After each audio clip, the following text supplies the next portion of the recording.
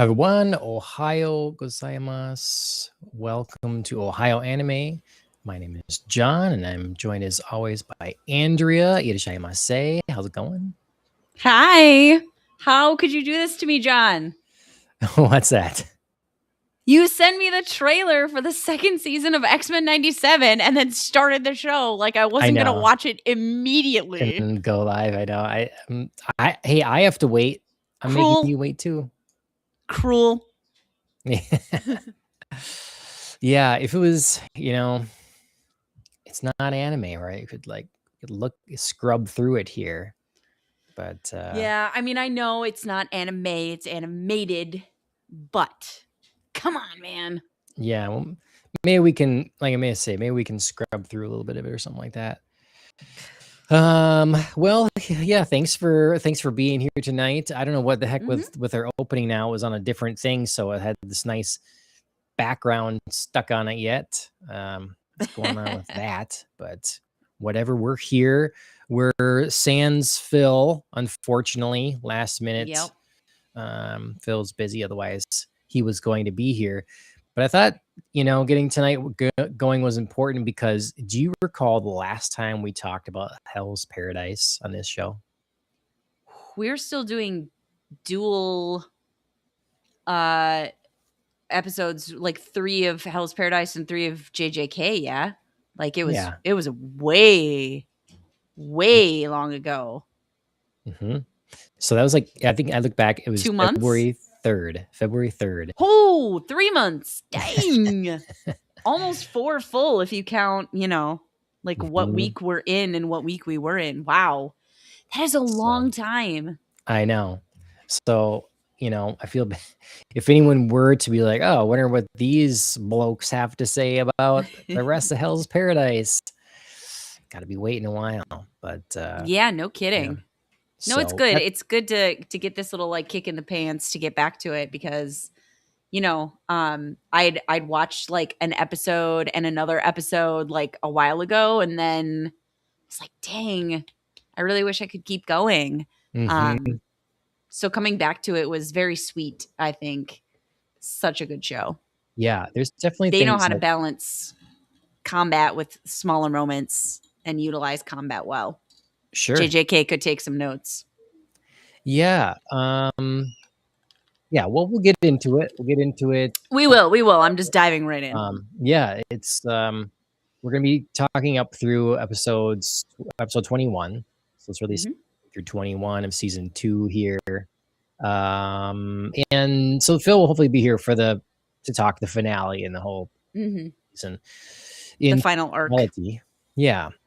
But we'll get to that in a little bit. Up top, I just want to say, everybody make sure you like, share, and subscribe in all the applicable places. We're live now on Twitch, YouTube, X, and Rumble. So any of those places, go ahead.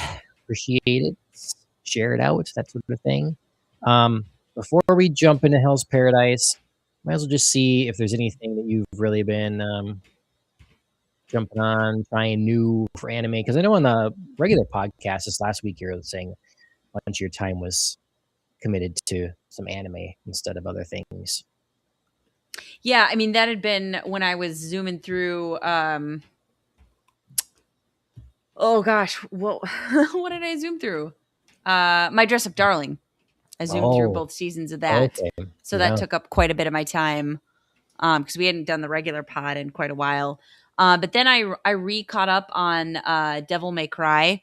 I watched the last 2 episodes of last season in prep for season 2, and I was about to start the first episode tonight, but I just ran out of time, unfortunately.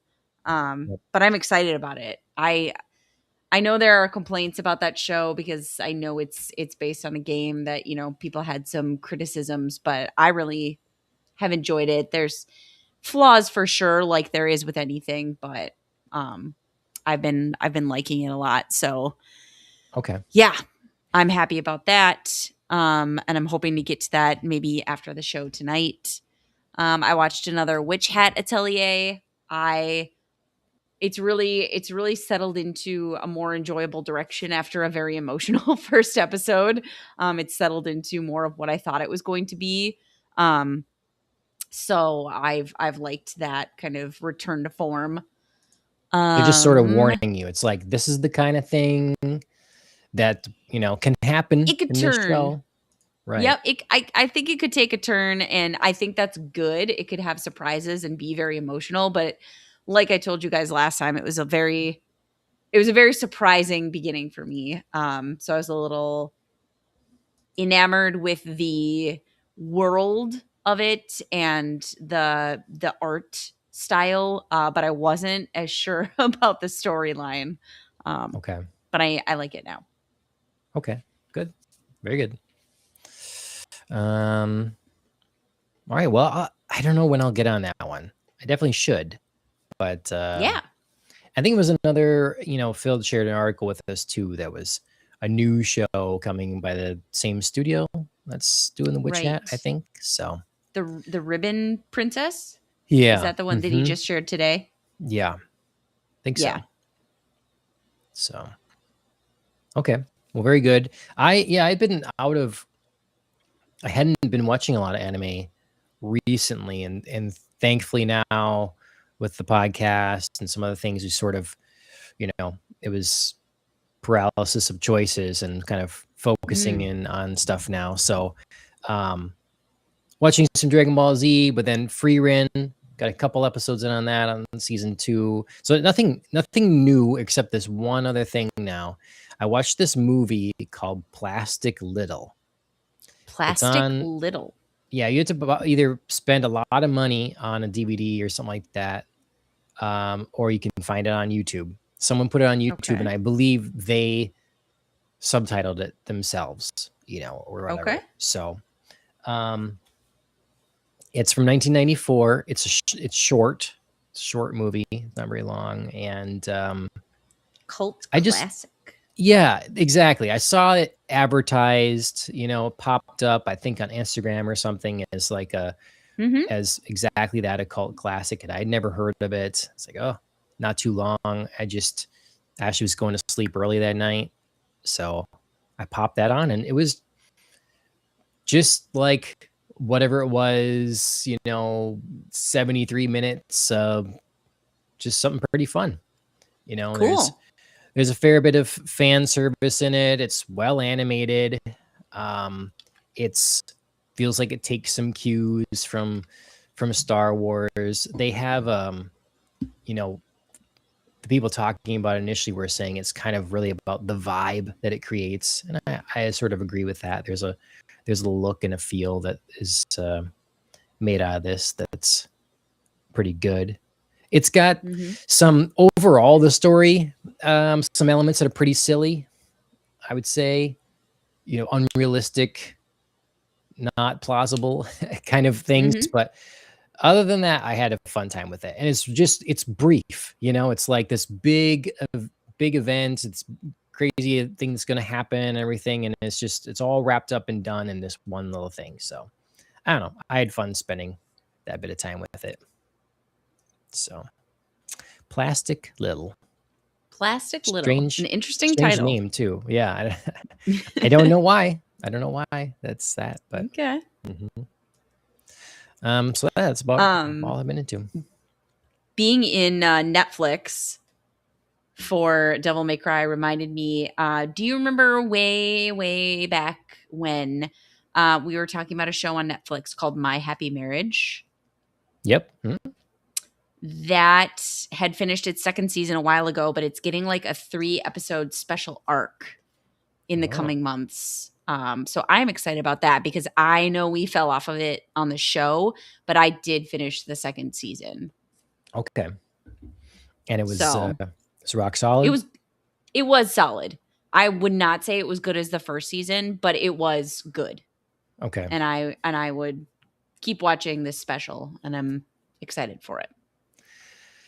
It was a really interesting show. I mean, I was kind of sucked up in the drama of it, and then it goes where I wouldn't expect, like the kind of the world building on top of it. It's pretty unique.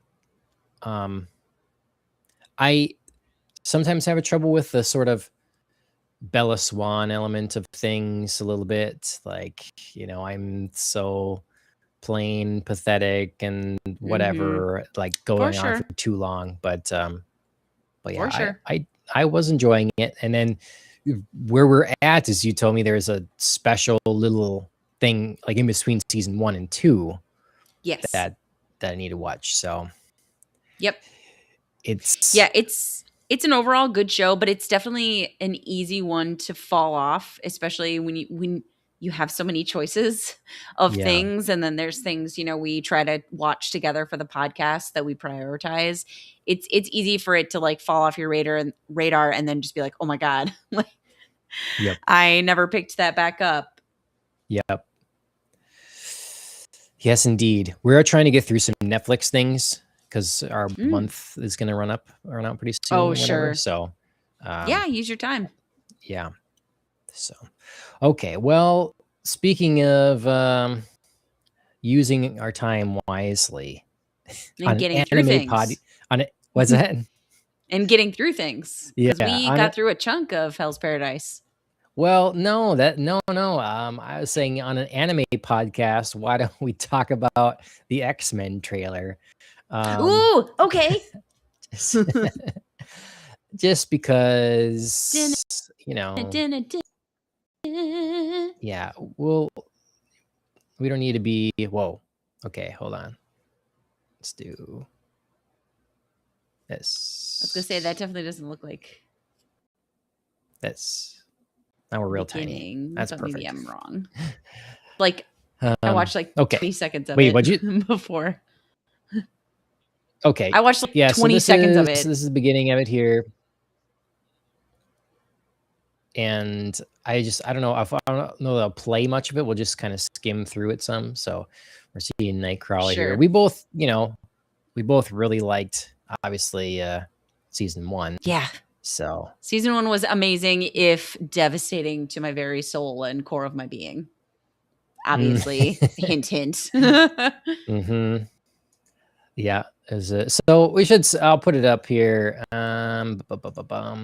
Let's say spoilers. Yeah, right major character spoilers. Yeah, we're trying to keep. I mean, we don't need to like just throw everything. I'm not going to walk through it. I just mean, yeah, I can see some stuff here. This is drama with Rogue. Let me get a hint of what's going on here. People were wondering like when the trailer for this is going to drop, because it's coming out really soon, supposedly. So, okay, so we got really Gambit and Rogue focused. They're playing on those emotions. We got Magneto here doing something. What are you on? Where do you come down on Magneto? Team. He can be a good guy. Team. He's. I bad. mean, how should he be? I mean, I don't know. I felt like season 1 tried to paint a complex picture of Magneto, and did a fairly decent job, but it's hard, obviously, as someone looking at this world where Magneto and Gambit are vying for Rogue's heart. It's hard to like Magneto. Yeah, that's true. That's a good point. But he has his moments. Right. No, I was just going to say, even when he's not being the good guy, he still has some great character moments. But especially you could see where life has kind of, twisted and warped him. There were some moments where you can clearly see he is trying to protect a group of people who are, obviously in this world notoriously abused and mistreated, but doesn't mean I always agree with his methodology or that his logic for why he's doing what he's doing is sound. Well, and see, that's the part of I love X-Men, but it's this thing where, if you keep X-Men going forever, and it gets, to me, it gets old, the whole we're hated and feared thing again, again. I think there's a lot of interesting stories in X-Men to be told. And it's the same as like Batman. With Batman, if we're going to retread I have guilt about my parents and never getting over that kind of thing, then I'm tired of that too. You can read 85 years of Batman comics, and most of the time it's not dealing with Bruce Wayne's parents' death.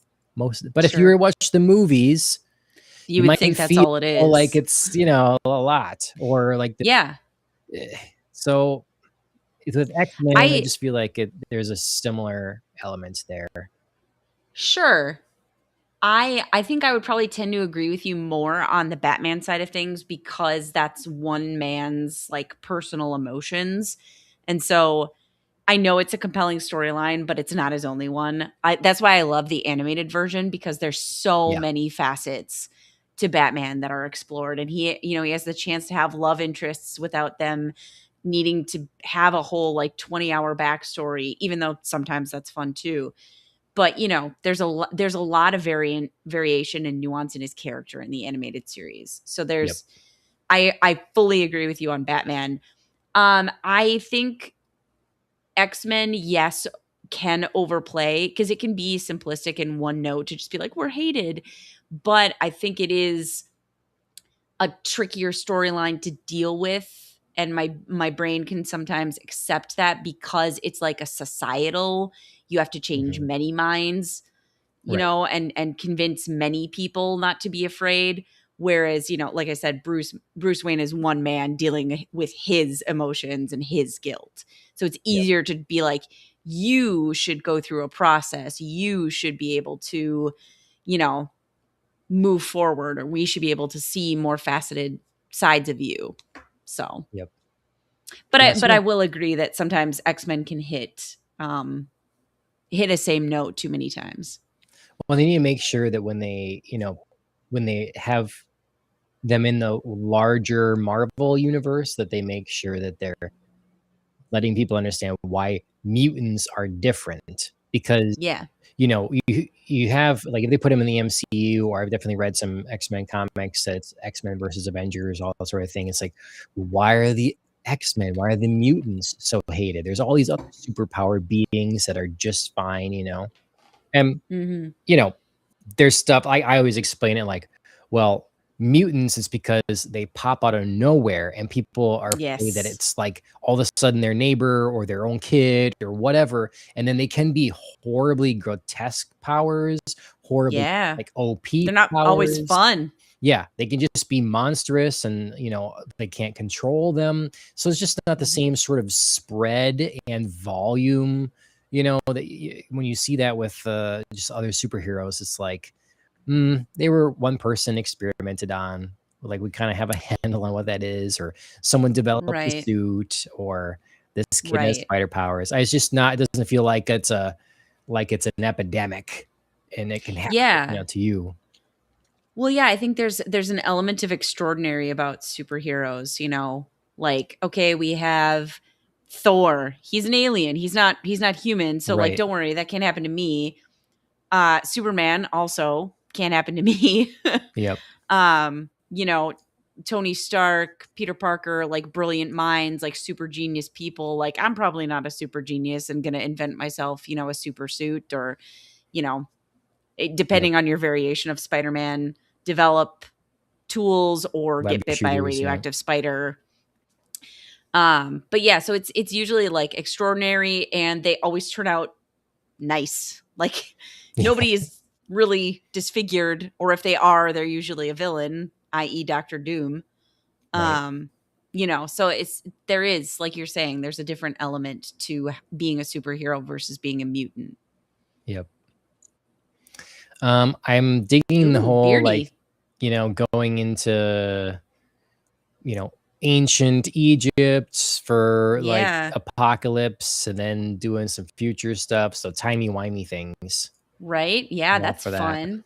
The first season hinted at that a little bit, so it's fun to kind of see that more fully play out. And isn't that how they all got like kind of dropped off at the end? Yeah. They all split up. Yep. Yep. Yes, Apocalypse is just one of my favorite villains. Love Apocalypse. Oh yeah, it looks like we're bringing in like some X Factor people. So that's cool. Should be fun. Morph is there. What's going on there exactly? That's kind of interesting. Yeah. Jean Grey. Like Shadow, Wolverine, Jean Grey. Yeah. Crossover. I'd like they're doing this sort of Grant Morrison new X-Men costumes here. Yep. I like that look. I'd liked Jubilee's little glow up in the first season. Yeah. That was kind of a unexpected episode that I liked. So Bishop. Bishop, Morph. Interesting. Cable. Storm in a different kind of X-Men. Yeah, very different look. I mean, I feel like that's a yellow light on her hair, but Maybe Yeah, not. I think so. Yeah, I would think Okay. so. Oh, Colossus. Okay. Yep. That's a fun introduction. Mm. Oh, good family shot. Yep. They did a really good job of like keeping the art style so similar to But a little different. it's a little different, but then obviously the quality of the actual animation is Improved, pretty yeah. stellar in comparison. Yeah. So some pretty cool moments.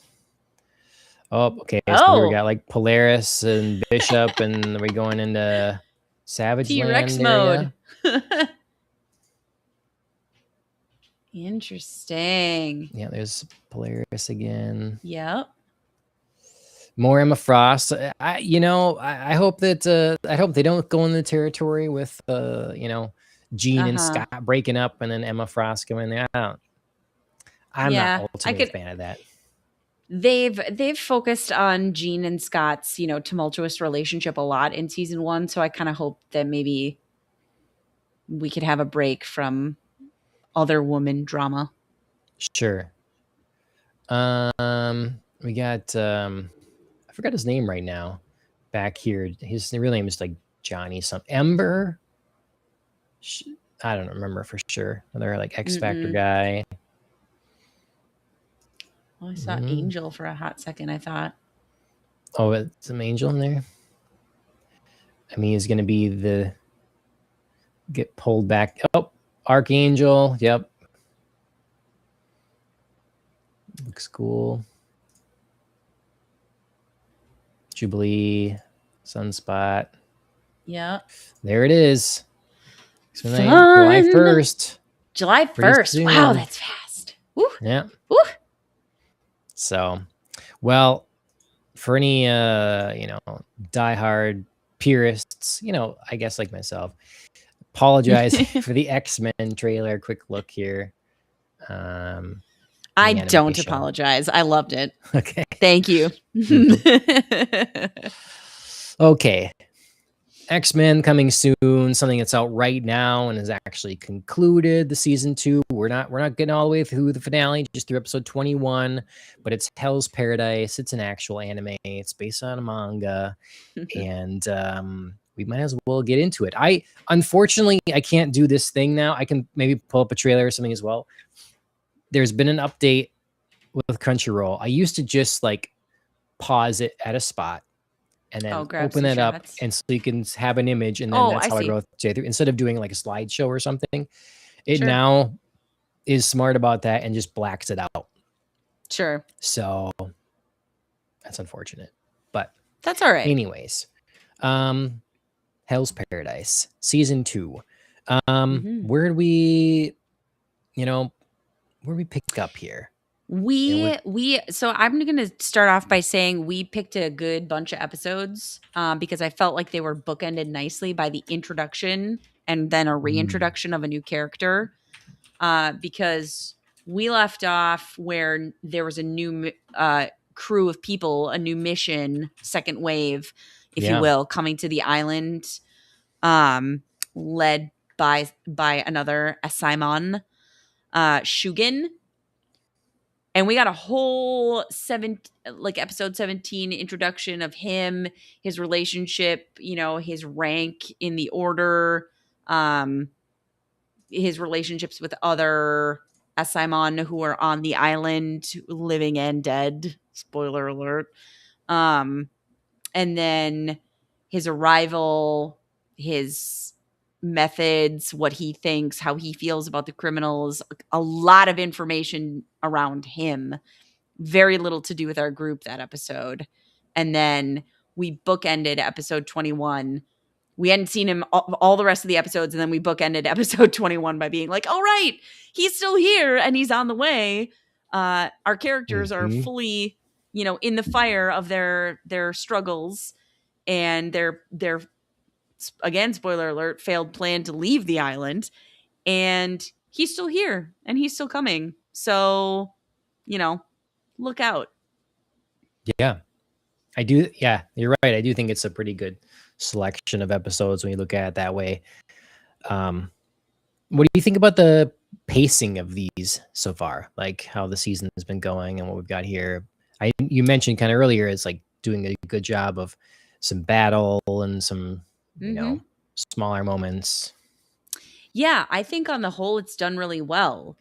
There were a couple of, exposition-y moments, I think, that were a little tough, that I didn't love. There was I think in episode 18, they moved on from, everybody needs to learn how to use Tao, and here's maybe some training montages of people trying to do it, Gabimaru and Yuzuriha trying to explain how to dampen your Tao, so you can be stealthy. So there was a lot of that kind of pseudo training. And then we got into like, okay, now we have another element, literally, because there's elements. There's fire, there's water, there's wood, there's metal. And you have to be the opposite Tao to hinder their Tao. And I was like, I don't know if I like that bit. It's a complication for sure.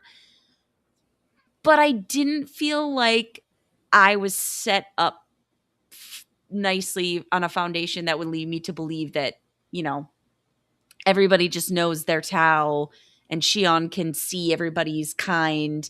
You're a group, you're a group. I think I probably know what we should counter the Tensen.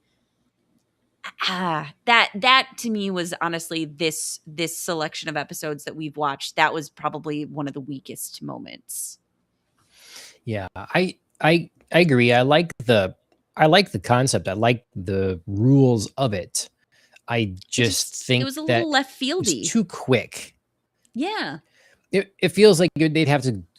They're learning all these things so fast, and I think generally exposition is handled pretty well because different people are sort of grasping other elements of this themselves, and then like you say, teaching the others and kind of filling everybody in. And so in the process, they can fill in the audience. So I think that's works well. It's just that everybody seems to be catching on to these things quick. Yeah. Versus, I liked Shion because he kind of always was like potentially harnessing some of these people are harnessing some Tao without realizing it. Right. Not having it the same kind of sort of name to it and understanding fully. And so them grasping it more quickly makes sense to me.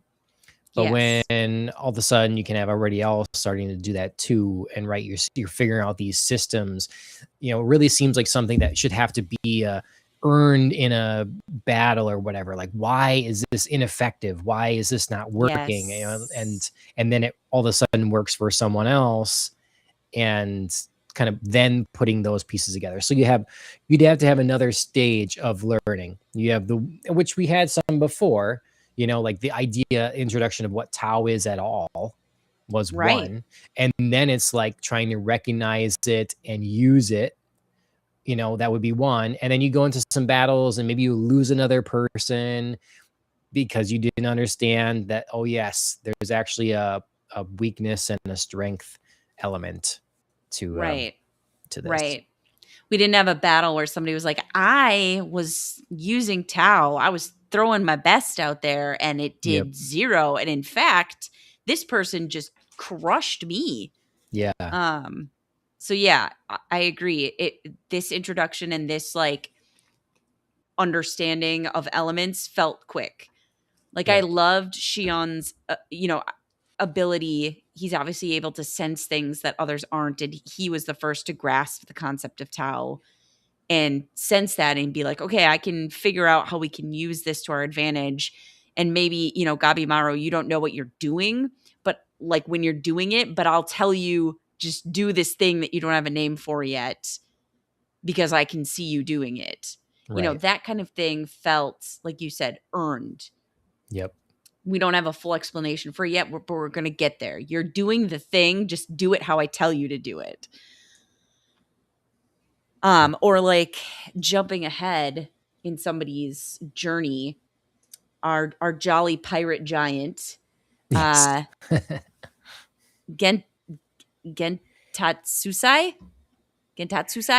I don't have a list of the characters pulled up. I wrote it down because it was kind of trippy and it wasn't a name I felt like fit him at all. But his battle with the Tensen and his final understanding of like, I have to not see. I've been putting off learning about Tao because I thought I was ridiculous and I can't do it. And there's nothing I can do about that. So I'm just going to fight my battles the way I can. And then suddenly in mid-battle, he's like, whoa, I sensed it. I did it. How can I do it again? His total struggle, even though I felt like he went about it very crudely, was more of a journey that I would have expected in figuring out this secondary layer of elements. Yes, I agree. Yep. So and I like that. It's not everybody is grasping it. It's that the two of them are paired together, and they're the ones that are having the biggest trouble grasping this concept. So, yeah, I think that in these few episodes here, I have to say that a lot of the battles typically in this show have not stuck with me. There's been some cool ones, I guess, but they're not really, most of them aren't leaving an impact that I really remember. But a couple here, I think, felt like they really stepped it up. The brothers together fighting was slick. It was clean. I saw the movements nicely. And then here as well with Gun Tetsusai,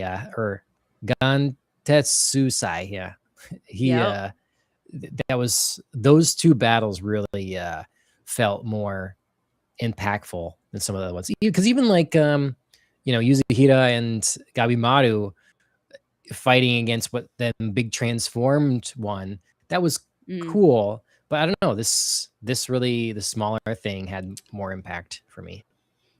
Yeah, I really liked, like you said, the brothers fighting against Jufa, because, like you said, it was clean. It was interesting. They worked so well together, and we really hadn't seen that from them before. So it wasn't a recycle of their old moves. But then also I love the different like angle shots. Like there was above, there was below. We were like following one brother's movement. We were pulling out wide to, catch the two of them. There was some really interesting creative work there.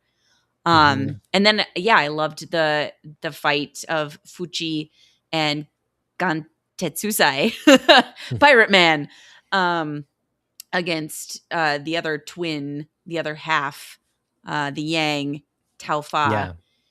That, because it was a learning battle for both of them. So that to me was really interesting, and they were excited about it. They both had their individual moments where they're like, "Oh, I'm really getting this information. This is great." So that was really fun. I do have to say that while Gabimaru and Yuzuriha's battle as a whole against the other, I think Ran was the Tensen, the physical exercise and meditation man. His transformation was really cool. He looked like a cross between like a flower tree and a ballerina, and like he had like a suit of armor that looked like it was made out of wood. I really liked that. I loved him visually. But I also got genuinely surprised in that battle. Gabimaru did an excellent job, and the writers did an excellent job of drawing our attention to the exchange between him and the Tensen. And then when Yuzuriha popped up out of nowhere to slice him, I genuinely was like, oh my God, I forgot she was there. Dang.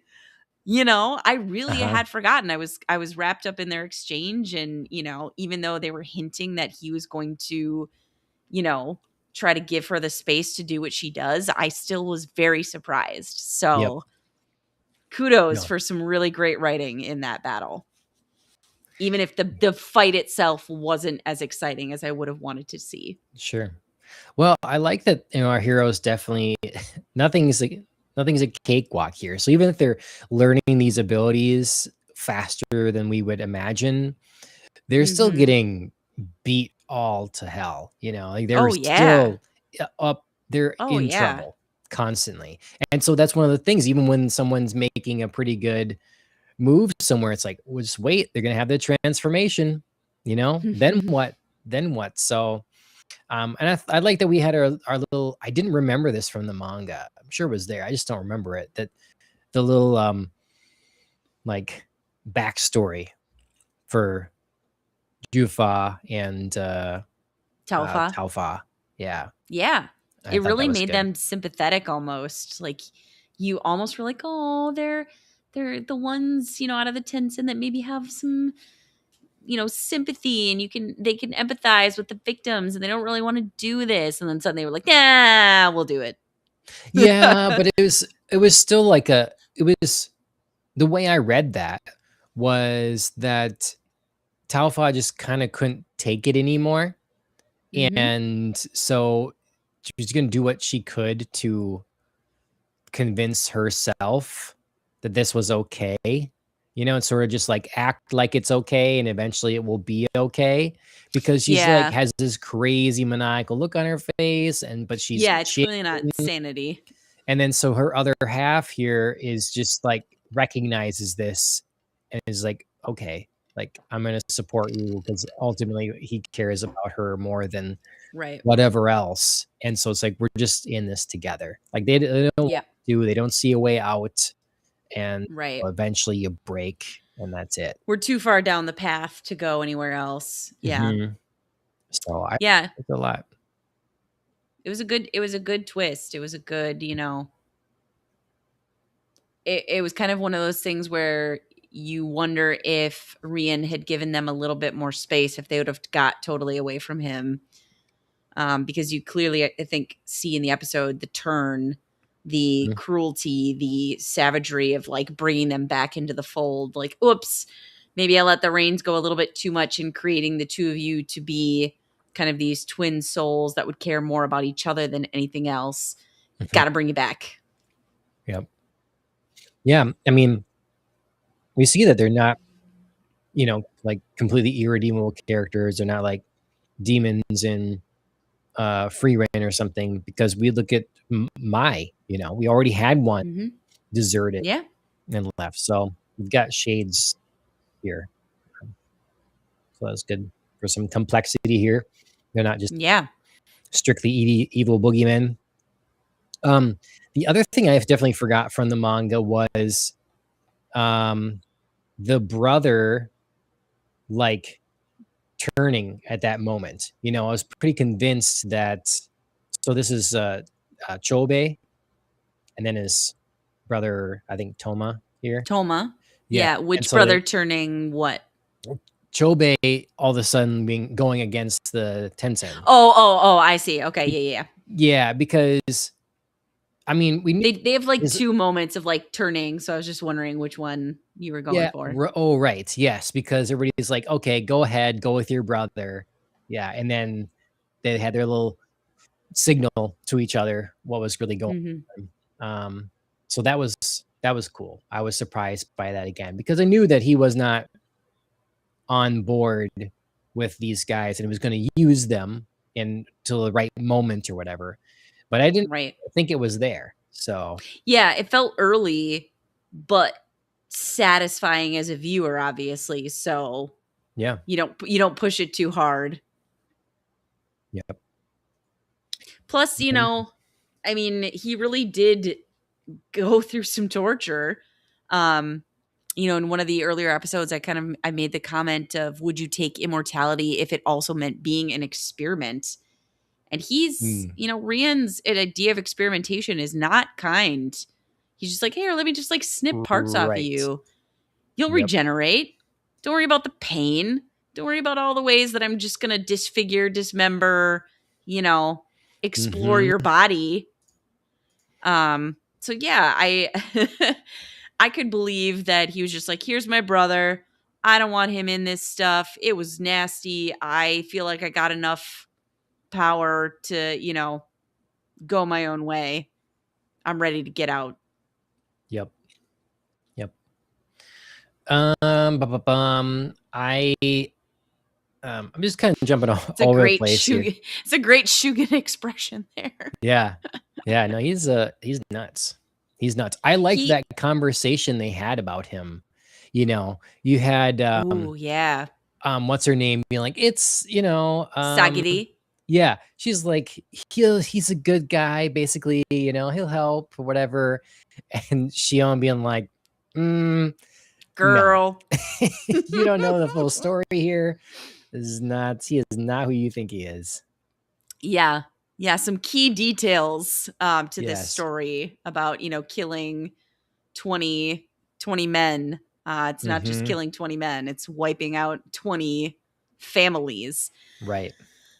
Yeah, I mean, obviously we got that, troubling nugget of information, and then we got, oh, but maybe we're going to pull it back because here's him, learning from each of his fellow Asaemon and, kind of bonding with each of them.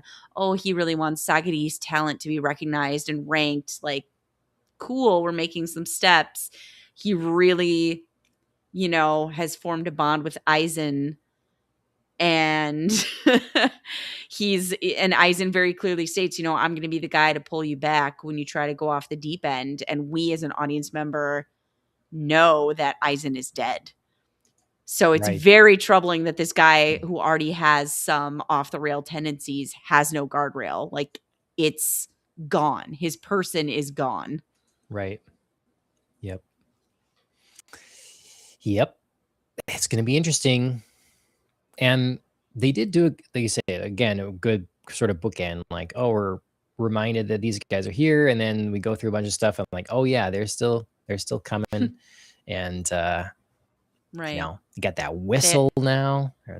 Yeah, they haven't been integrated into the group yet. Really, we don't know what they're going to do and how they're going to affect all of the current battles that are going on. Yep.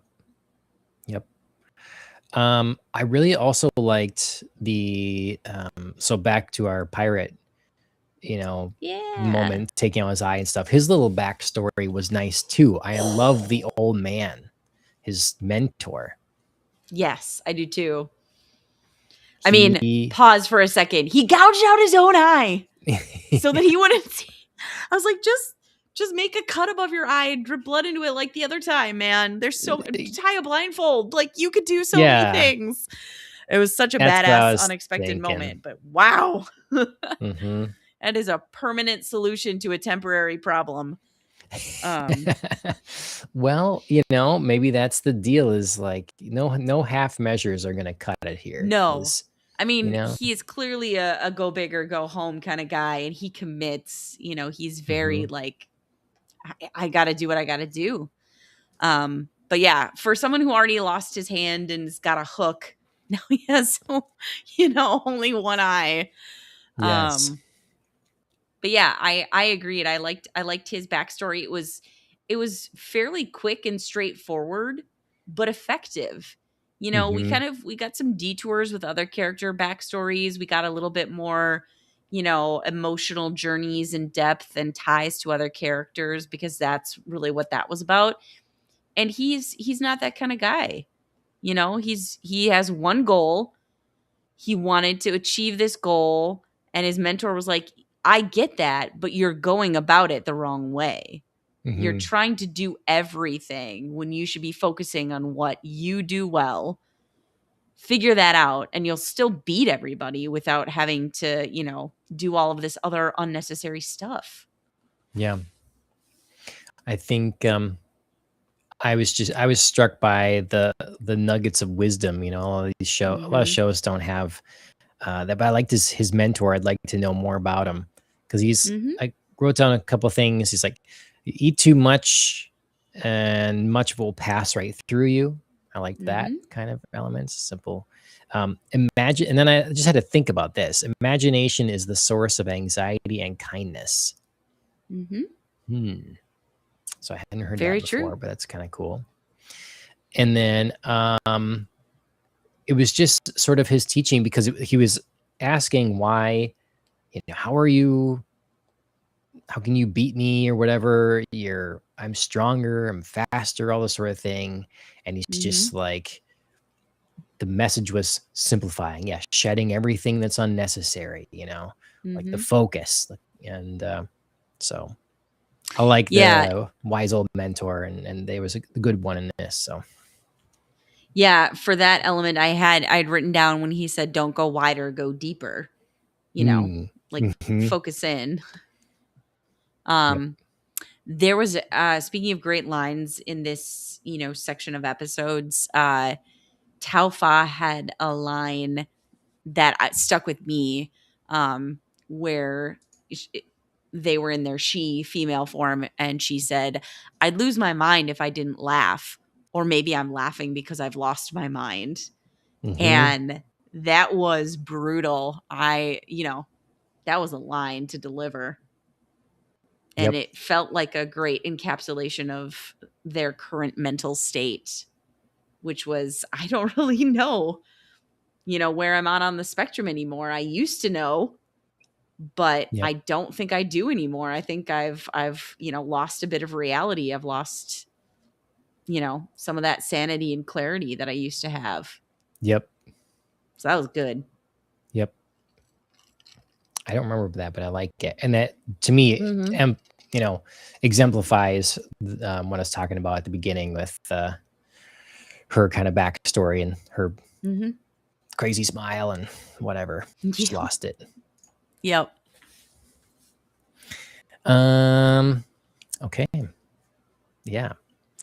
We got sorry, I was just gonna say her early transformations in the fight were very fun. She was, they were talking about her form and how, in her female form, she was such a perfect woman. And then she's like, bodybuilder, I'm going to use my perfect form to just destroy you. And then she did this like funny little like jumping in the air. And I was like, oh, it's Mario. She was doing like this cute little fist pump. And then she was speaking as if she was, a little host of a game show. Welcome, everyone. Look what I'm doing. So she was kind of having fun there in the beginning, before, our pirate guy and little man Fuchi figured out a little bit about Tao and put her in some real trouble. Yep. And now we have everybody in this kind of corner of the world having to team up. We've got the whole thing like, don't get in my way or I'll kill you kind of thing. But they've all agreed to, this is the only way they can do it is cooperating and working together. We'll see if they can do it. Yeah. I think our heroes are kind of in, our heroes and anti-heroes who've formed our ragtag little band. They're in very different quagmires right now. I think physically Gabimaru and Yuzuriha are in trouble in their fight. It's possible that the brothers plus Gantetsutsai, Susai, and Fuchi are, dealing with some mind elements because they've got these like spores that are raining out of the joint forms of Jufa and Taufa. Yeah. So they're maybe playing a mental game right now versus a physical game. And we have Sagiri and Mei, who were elsewhere. Where did they leave off? They were trying to go get the elixir, and they ran into a spot of trouble. I don't remember. That was earlier on because they're like, oh, okay, we can reconfigure the whole grounds here. Yes. Things aren't where you thought they are. And so, they're off. So they may be lost a bit because, May had all of these ideas and ways to help them, but now maybe that's, totally shot. And we have Shugen coming in to be a wild card in, which of our three situations do we think first? Yeah. So we're leaving off on a very uncertain final 4 episodes about what might be happening. Yeah, I was wondering how many seasons this would be, and I'm guess this has got to be one more. more Yeah, season. So that would feel appropriate to have, you know, a further storyline without stretching it too far. yep. Yep. Okay. Well, anything else about these handful of episodes here? It's 5 episodes, you know, it didn't we covered some ground, you know, it was again learning new stuff, training, whatever, and then full on confrontations and those getting heated up and going. So Mm-hmm. we still haven't really seen the combat against the transform versions. We really haven't seen Shion and dealing with their enemy yet. Right. Um, Yeah. so it's like he's one that's, you know, more familiar with Tao, but he's with the kid, you know, that's like, Nurugai, what's I the think. balance of protection versus, Yep. you know, Yep. so yeah, lots of interesting. It's nice to have these different, you know, places we can be. You know, they were together, they came together, made a plan, they've separated. Just like Jujutsu Kaisen could have had like following sort of multiple things Mm-hmm. naturally, you know, and have us move around. I think this show's doing that pretty well.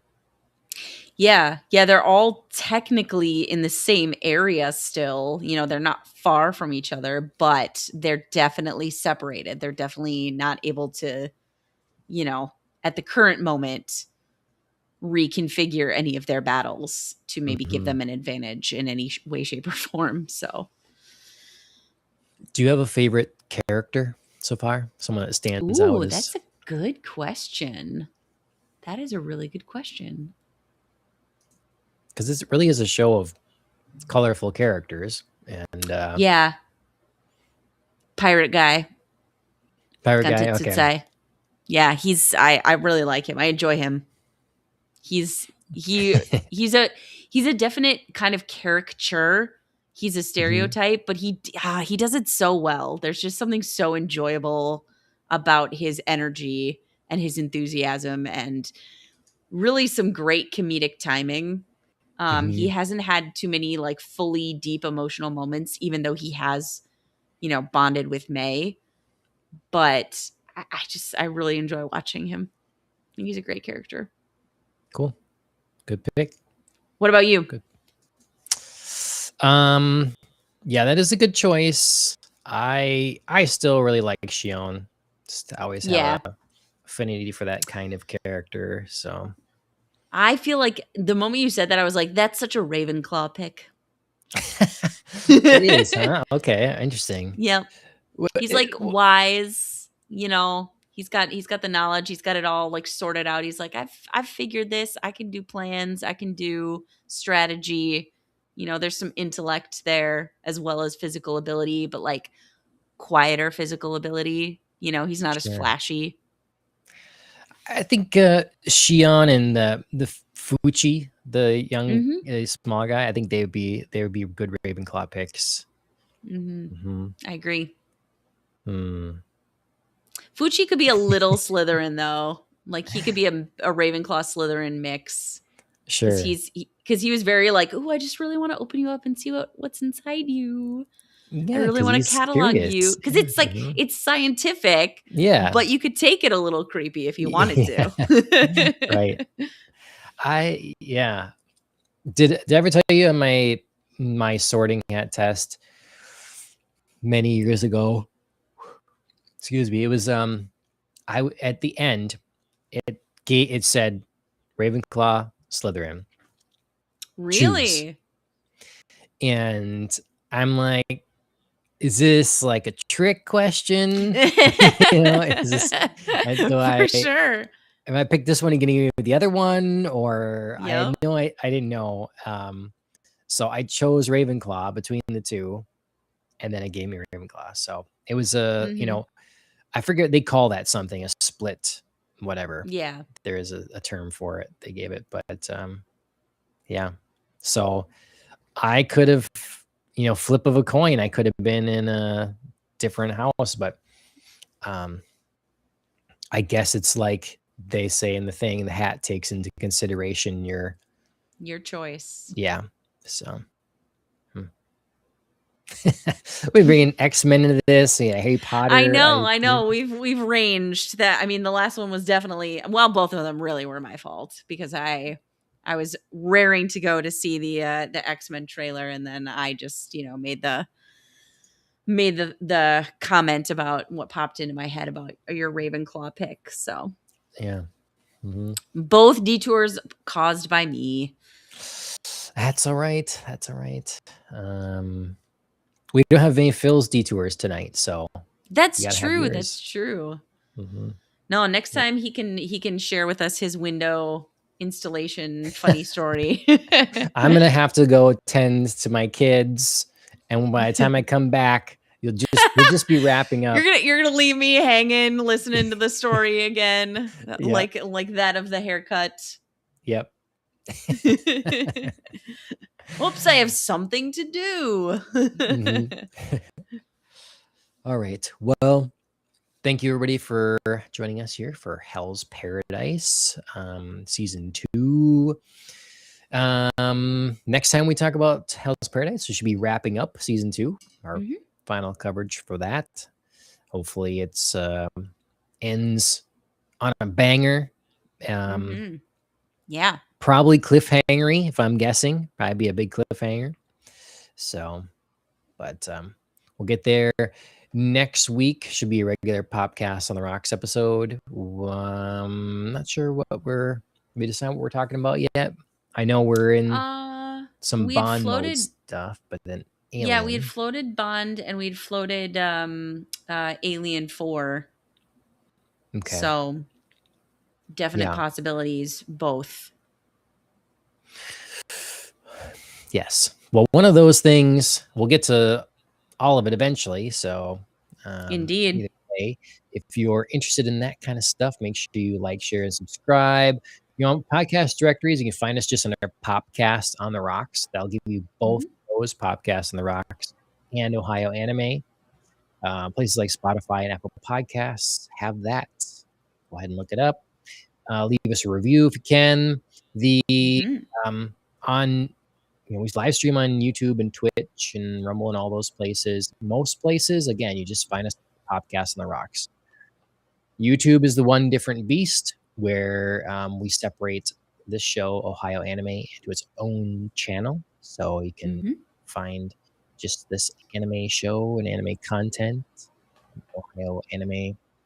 And I've been, one thing that's been getting me into more anime recently is there's some people I follow online that are in Japan right now for the first time. And ooh, fun. I never much consider the sin of jealousy. It's like, hey, someone has a cooler car, someone's better looking, it's like, whatever. This is the way it is. But when someone is in Japan that I know and I can see what's going on, that's when I understand the feeling of jealousy. I understand the creep of that green envy that is a powerful feeling. So I'm like, oh, I want to be there. So I go back and forth between watching their content on it and just not wanting to be sad at watching it. So. Not wanting to be enraged. Yeah. Yep, I get that. It's kind of a weird form of self-torture where you're like, oh, it's so good, but also why am I not there? Yeah. Yeah, I get you. Brother-in-law is like, well, maybe it's because, some things like that is within your power. And it's like, well, it's true. It could just put down the money and go. You can go into debt if you want. The point is you can ignore all other things and make it happen. Yeah. That's what I mean. That's why it's sort of in your power. Also, you have small children. There's logistics involved. There's consideration of, babysitting duties. Are we going to not ask for maybe some babysitting duties for a while because we're taking a big one? Yeah. So I understand that, but also like I've had that thought as well about particularly travel, because that's something I love to do. But it is, it is a consideration with small children. Can you take them? Or if you can't take them, who will take them? And for how long It's will they do that? it's just a, it's just a selfish thing, it's work on and work in progress kind of thing, because ultimately I'm very excited for the travel that I'm fortunate that I've been able to be to Japan twice already. A lot of people never Yeah. go. And Yeah. then Very I'm very true. excited for the travel that is gonna be happening, with the kids as they, just get a little older, like doing the road trips and stuff, all the different states and all, gonna be doing all kinds of fun stuff there too. So Yeah. it's fine. I just, feel the feelings. I gotta go back through my photos from Japan and bring myself back into those moments. So, yep. Very understandable feelings. Yeah. All right. Well, if you are feeling the feelings that we're putting out here, subscribe to the show. Andrea, thanks Mhm. for being here, and we'll see you next time. Sounds good. Have a good night.